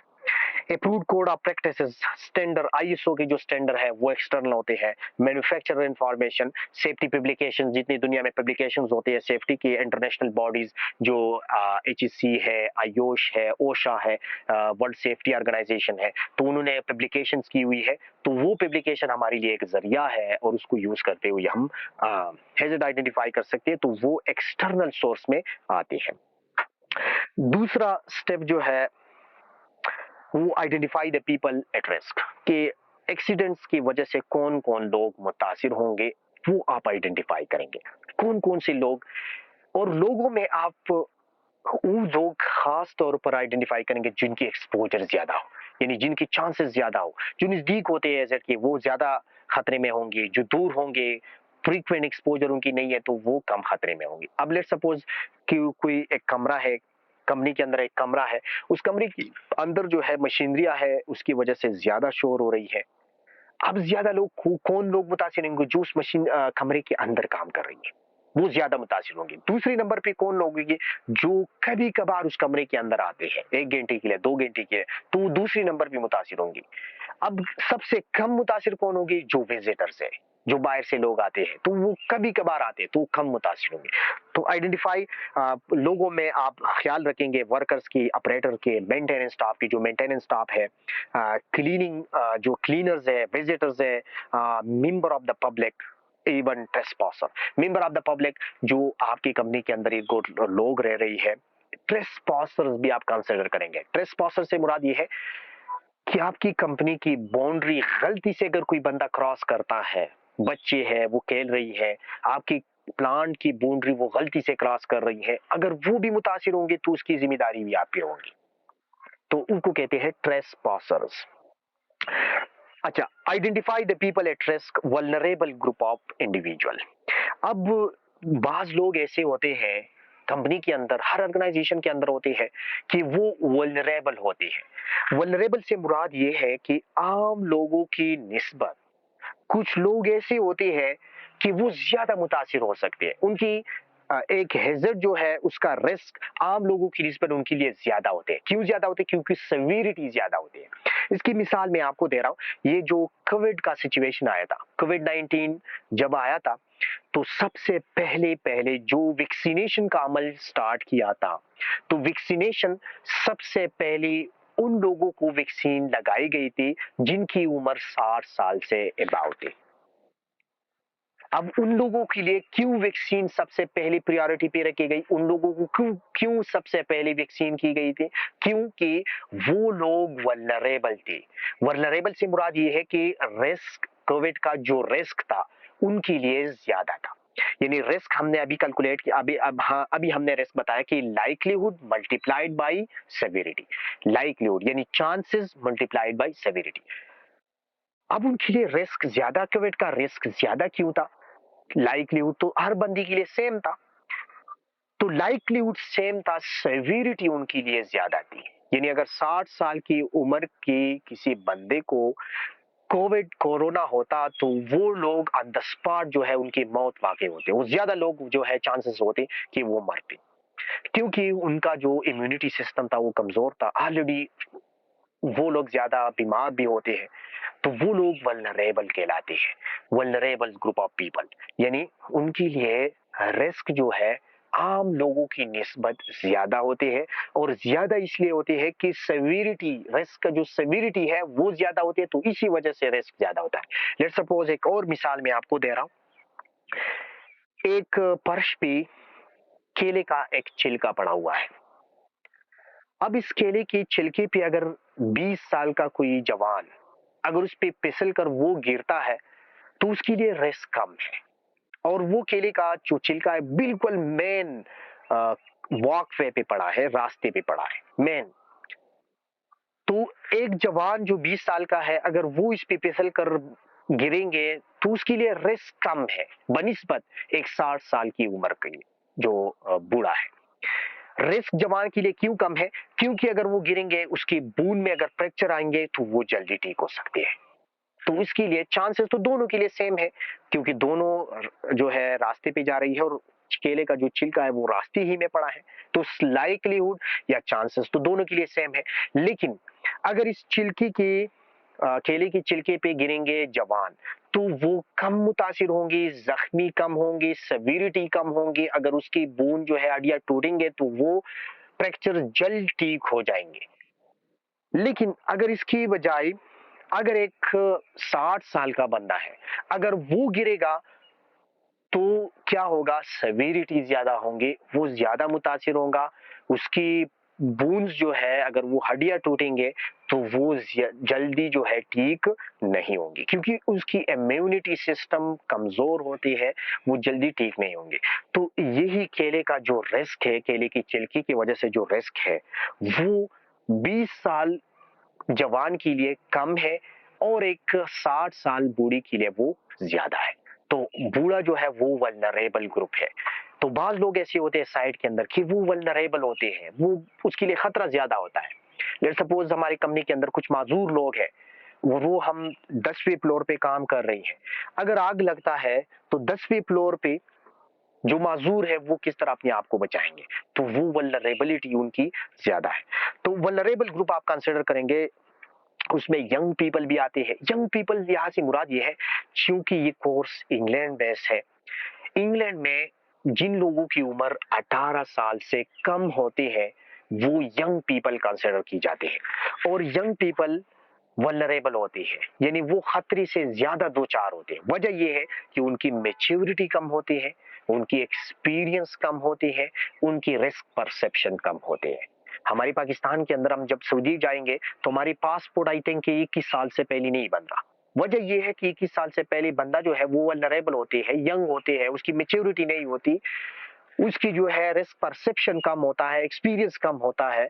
तो इसी वजह से वो उसके लिए खतरा ज्यादा होता है। तो यंग पीपल, इसके अलावा न्यू और एक्सपेक्टेंट मदर, जो एक्सपेक्टेंट मदर होती है साइट के अंदर होती है, कंपनीज में, ऑफिसेज में, तो वो बहुत ज्यादा वल्नरेबल होते हैं। उनके लिए टेम्परेचर जो है, इसके अलावा रेडिएशन, इसके अलावा दूसरे केमिकल उसके बच्चे के लिए भी और उसके लिए भी वायलेंस, ये सब चीजें उनके लिए खतरे का सबब बन सकता है। तो ये स्पेशली कंसिडर करना होता है। डिसेबल वर्कर, अगर आपकी कंपनी के अंदर डिसेबल वर्कर है, उसको आप स्पेशल प्रोविजंस देंगे रिस्क असेसमेंट में। जिस तरह हॉस्पिटल्स में हम देखते हैं, अस्पतालों में एक ऊपर जब आप जाएंगे हॉस्पिटल्स में ऊपर फ्लोर पे, तो सीढ़ियां भी होती है और साथ साथ में रैंप भी होता है।